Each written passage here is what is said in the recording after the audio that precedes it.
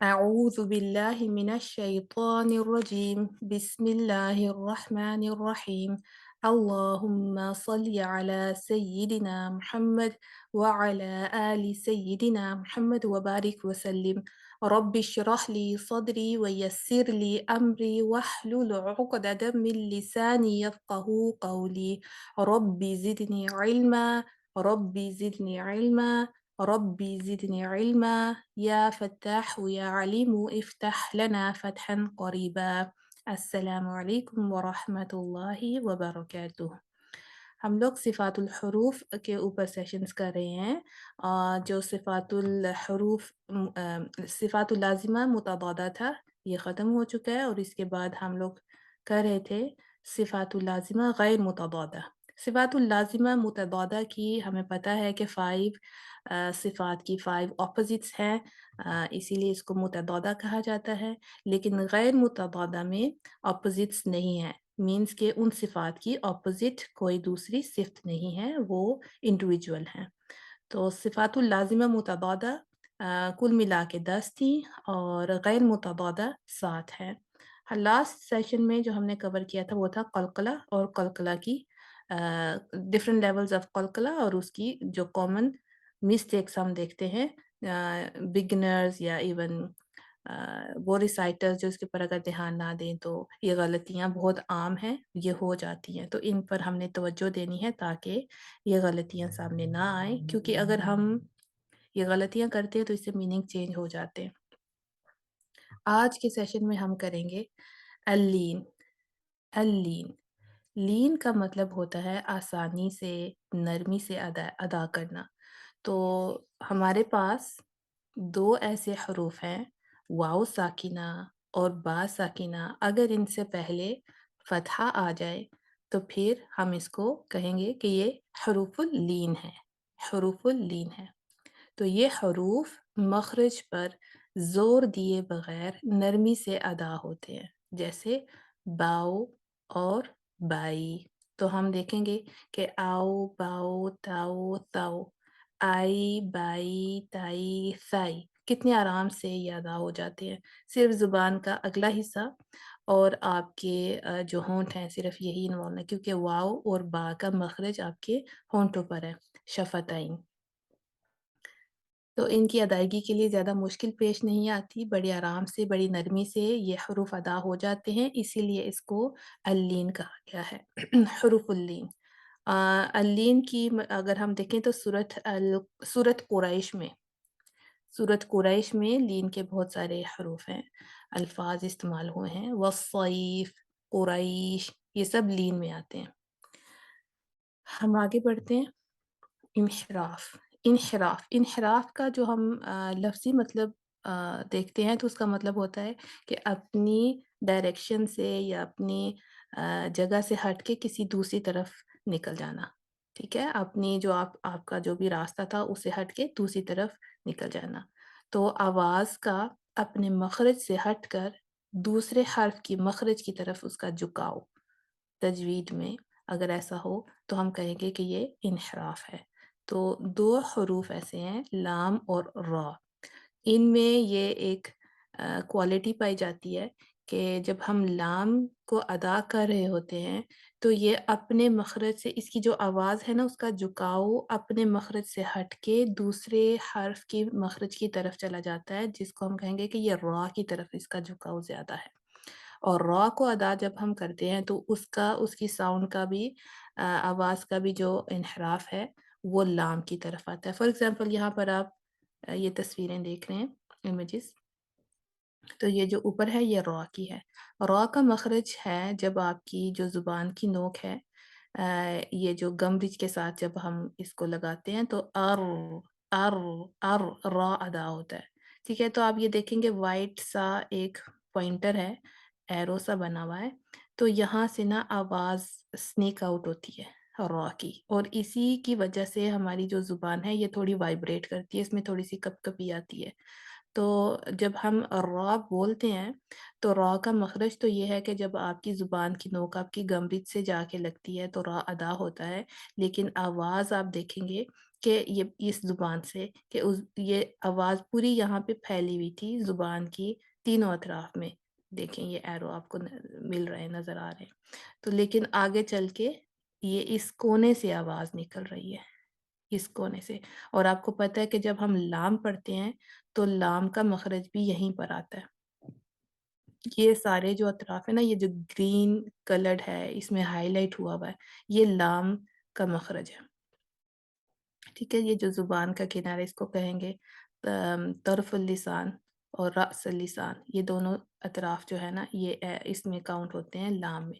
لیکن آواز سینٹر سے نکل رہی ہے، یہاں سے ار ار ار را را را. ٹھیک ہے، یہاں سے بھی آپ دیکھ سکتے ہیں آواز یہاں سے جا رہی ہے. لیکن جب ہم لام پڑھتے ہیں تو لام کیا تھا، یہ والے سارے کنارے زبان کے استعمال ہو رہے ہیں لام کے لیے، لیکن اس کی آواز آپ دیکھیں گے سائڈ سے نکل رہی ہے، اس طرف سے، اس طرف سے ال ال. یہاں سے بھی آپ دیکھ سکتے ہیں. اس کو ہم کہیں گے کہ ڈائیورژن. اپنی جو نارمل اس کا پیسج تھا ایگزٹ کا، وہاں سے نکلنے کی بجائے یہ سائڈ روٹ سے نکل رہی ہے آواز. ٹھیک ہے، سائڈ سے نکل رہی ہے. تو آواز کا اپنے مخرج سے ہٹ کر دوسرے حرف کے مخرج کی طرف جھکاؤ جو ہے، اس کو ہم کہیں گے انحراف. تو یہ کوالٹی 2 حروف میں پائی جاتی ہے، لام اور را میں، اور یہ بھی پرماننٹ کوالٹی ہے. اچھا، ہم آگے بڑھتے ہیں. نیکسٹ حرف ہے شین اور تفشی. یہ اس کی کوالٹی ہے تفشی. تفشی کا کیا مطلب ہے؟ تفشی کا مطلب ہے کہ حرف شین ادا کرتے وقت ہوا یا سانس کا منہ میں پھیلانا. مطلب سانس جو ہے یا ہوا جو بھی آپ کے منہ میں شین کو ادا کرتے وقت اس کی جو آواز ہے سانس کے ساتھ، یہ پورا منہ اس سے بھر جاتا ہے. اور شین شین شین، تو ہم اس ش کو کہیں گے تفشی. شیئن. اب اگر ہم دیکھیں، اگر ہم تفشی کی صفت کو اپلائی نہیں کرتے تو یہ ورڈ اگر آپ پڑھیں نا، اشہدو اشہدو، تو یہ کیا ہوگا؟ اب میں پہلے غلط پڑھوں گی پھر ٹھیک پڑھوں گی. تو غلط پڑھتے ہوئے میں کہوں گی اشہدو اشہدو. تو کیا ہوا؟ ایک تو شین کو میں نے باؤنس کیا، دوسرا ہا کو ٹھیک طرح سے ادا نہیں کیا، اور وہ بن رہا ہے اشادو اشادو اشادو. لیکن اگر شین کے اوپر میں اس کی تفشی کی صفت کو اپلائی کروں گی، اور چونکہ اس میں ہمس بھی ہے تو تھوڑی دیر آواز، اور رخاوہ بھی ہے تو تھوڑی دیر آواز کو جاری رکھنا ہے، تو اس سے کیا ہوگا؟ ایک تو شین پوری طرح سے ادا ہو جائے گا، اور ہا کو ادا کرنے میں اس کو واضح طور پہ ادا کرنے میں آسانی ہوگی. اشہدو اشہدو اشہدو. تو اکثر ہم دیکھتے ہیں جب ہم کلمہ شہادہ پڑھیں تو اگر اس پہ توجہ نہ دیں تو ہم کہہ رہے ہوتے ہیں اشہدو اشہدو. تو اس پر آپ نے غور کرنا ہے. شیئن شیئن. ٹھیک ہے، تو یہ تفشی ایک صفت ہے جو شین کی ہے. اس کی اپوزٹ کوئی نہیں، obviously ہم غیر متضادہ صفات کر رہے ہیں. نیکسٹ جو لیٹر ہے، حرف، وہ ہے بعد، اور اس کی جو صفت غیر متضادہ ہے وہ ہے استطالہ. استطالہ کا مطلب ہوتا ہے کہ یہ جو مخرج ہے بعد کا، اس کو لمبا کرنا، اس کو کھینچنا. ٹھیک ہے، تو مخرج کو لمبا کرنا، کھینچنا، اس طرح کہ زبان پھسل کر تنایا علیا کی جڑوں تک پہنچ جائے. تو اگر آپ دیکھیں یہاں پر جو بعد کا مخرج ہے وہ ہے جو ہماری وزڈم ٹیتھ ہے نا، جو ہماری وزڈم ٹیتھ ہے، یہاں سے لے کے ضاحک تک جو ہماری فرسٹ پری مولر ہے. ٹھیک ہے، فرسٹ پری مولر، جہاں سے داڑیں بالکل ختم ہو جاتی ہیں اور اس کے آگے پھر آپ کے دانت شروع ہو جاتے ہیں. تو یہاں سے لے کے یہاں تک ضاد کا مخرج ہے، جہاں پہ ہم نے اس کو پریس کرنا ہوتا ہے اپنی زبان کی سائڈ سے. یہاں سے لے کے یہاں تک یہ زبان ہے، یہاں سے لے کے یہاں تک. اور اگر اس زبان کو اگر آپ اٹھا کے یہاں رکھ دیں، یہ اوپر والا اپر جو ہے، ٹھیک ہے، اگر اس کو اٹھا کے یہاں رکھیں تو آپ دیکھیں کہ وہی کلرز یہاں پہ شو ہو رہے ہیں کہ یہاں سے لے کے یہاں تک ضاد کا مخرج ہے، لیکن یہ جو یلو پارٹ ہے یہ صرف ٹچ کر رہا ہوتا ہے. مینز کہ ہم نے اپنے اوپر کی تمام داڑوں کے ساتھ اپنی زبان کے تمام کنارے اس کے ساتھ لگا دینے ہیں، ٹھیک ہے؟ اپنی زبان کو اس کے ساتھ آپ جوڑ دیں۔ لیکن جو پریشر ہوگا وہ جیسے اپنی سانس کو آپ بیچ میں فل کرتے رہیں گے نا، آپ یہاں دیکھیں، آپ یہ سانس بھری ہوئی ہے ام، ام، ام کر کے، لیکن آگے سے جانے نہیں دینا، مطلب اس کو چھوڑنا نہیں یہاں سے۔ اگر آپ نے یہاں چھوڑ دیا تو یہ جو پریشر آپ نے بلٹ اپ کیا ہوا ہے یہ تو نہیں رہے گا، ہوا باہر آ جائے گی ساری کی ساری۔ یہاں پر آپ اپنی زبان کو ٹکائے رکھیں، اور یہ ساری زبان کی جو سائڈز ہیں یہ آپ کے مسوروں کے ساتھ ویسے ہی جڑی ہوئی ہیں۔ جیسے آپ زیادہ سے زیادہ سانس کو فل اپ کرتے رہیں گے نا، تو کیا ہوگا، آٹومیٹیکلی اس ایریا میں پریشر بلٹ اپ ہوگا اور یہ اس کو دبائے گا، اس جگہ کو۔ تو یہی ہمیں چاہیے، کیونکہ یہ فارج آف دا ٹنگ سے یہ مخرج اس کا ہے، تو اس دباؤ میں، اس سانس کی، اس ہوا کے دباؤ میں جو زبان ہے وہ تھوڑا کمپریس ہوگی، اور پھر آپ اس کو لیٹ گو کریں، بعد بعد اور چونکہ استطالہ ہے تو سکون کی حالت میں کیا ہوتا ہے کہ آپ کی جو زبان ہے نا، اس پریشر میں، یہ جتنی بھی آپ نے ہوا بھری ہے، سانس اکٹھی کی ہے، اس کے پریشر میں چونکہ یہاں سے پش ہو رہا ہے، تو آپ کی زبان ذرا سا پھسل کے نا، آپ کی جو ثنایا علیہ ہے، اوپر کے جو سامنے کے دو دانت ہے نا، اس کی جڑوں کے قریب تک پہنچ جاتی ہے، مطلب اس میں تھوڑا پھسلا ہوا آ جاتا ہے۔ آپ نے جب پش کیا اپنی ہوا کو، سانس کو، تو یہاں سے زبان تھوڑا پھسل کے آ جاتی ہے۔ اس کا یہاں سے پھسلنا، مخرج تو شروع ہوا تھا یہاں سے، ٹھیک ہے؟ یہ جو فارج آف دا ٹنگ ہے، اقصى حافت اللسان ہم کہیں گے، تو یہ جو فارج آف دا ٹنگ تھا، یہاں سے مخرج شروع ہو رہا تھا، دیکھیں یہ زبان یہاں پہ لگی تھی، تو جیسے ہی پریشر بلٹ اپ ہوا تو زبان تھوڑا سا پھسلی، تھوڑا آگے کو گئی، تو اسی کو ہم استطالہ کہیں گے۔ جب زبان آگے پھسل کر جاتی ہے تو مخرج لمبا ہو گیا، یہاں سے شروع ہوا، کہاں تک اس کو ہم کھینچ رہے ہیں، اور جب زبان آگے گئی تو اس کے پریشر میں سانس اور آواز بھی آگے تک گئی، تو اس کو ہم کہیں گے رخاوہ۔ تو استطالہ کی وجہ سے اس سے پیدا ہونے والی جو پھر آواز ہوتی ہے اس کو ہم کہیں گے رخاوہ، کیونکہ وہ بھی تھوڑی دیر تک آگے تک پھر جاری رہتی ہے، اور ہم کہتے ہیں بعد بعد، اور اب اب، ٹھیک ہے؟ تو یہ جو صفت ہے نا استطالہ کی، یہ سکون کی حالت میں زیادہ نمایاں ہوتی ہے۔ ہوپ فلی کہ یہ آپ کو کلیئر ہو گیا۔ نیکسٹ ہے تقریر، اور آپ کو پہلے بھی میں نے ڈسکس کیا ہے، لیکن اس کی ایک علیحدہ سے صفت ہے جسے ہم کہتے ہیں تقریر۔ زبان میں ذرا سی کپ کپی آنا، ضرورت سے زیادہ زبان میں وائبریشن جب ہوتی ہے تو وہ نیچرل نہیں ہوتی۔ تو تقریر کب آتی ہے؟ اگر ہم یہاں پر دوبارہ جائیں تو چونکہ یہ زبان کی نوک اور اوپر جو ہمارا ہارڈ پیلٹ ہے، چونکہ ہمارا ہارڈ پیلٹ ایک آرچ کی شیپ میں ہے، تو زبان جب ہمارے گم برج پہ لگتی ہے نا، تو وہ پوری طرح اس کو کور، ہارڈ پیلٹ کو کور نہیں کرتی، زبان کی نوک اور آرچ کے درمیان میں ٹائنی سا گیپ رہ جاتا ہے، تو وہیں سے چونکہ آواز باہر آتی ہے، تو وہ تنگ سا پیسج ہوتا ہے نا، یہاں پر بھی آپ دیکھیں، اگر یہ تھوڑا سا، چونکہ یہ لام کا ہے لیکن یہاں تھوڑی زیادہ میں آپ نمایاں ہو رہا ہے یہ گیپ ذرا سا، ٹھیک ہے؟ تو چونکہ ٹائننگ گیپ ہے اور آواز آ رہی ہے، ہم پش کر رہے ہیں، تو اس سے کیا ہوتا ہے، یہ جو سائڈیں ہیں نا زبان کی، یہ والی، یہ پھر وائبریٹ کرتی ہیں اس آواز کی وجہ سے۔ تو ایک آدھ دفعہ تو ٹھیک ہے، اس کو ہم کہیں گے تقریر، جو کہ الاؤڈ ہے، لیکن اس سے زیادہ نہ ہو۔ فار ایگزامپل ار ار، یہ غلط ہے، ار ار، یہ ایک آدھ دفعہ جب اس میں تقریر آتی ہے، وائبریشن ہوتی ہے، دیٹ از الاؤڈ۔ اچھا، اس کے ساتھ ہماری جو صفات الغیر متضادہ تھی وہ تو ختم ہوئی الحمدللہ۔ ایک نئی چیز جو میں نے آپ کو بتانی تھی کہ صفات القویہ، کون سی ایسی صفات ہیں جو ہم نے متضادہ اور غیر متضادہ میں کی جو اسٹرانگ ہیں۔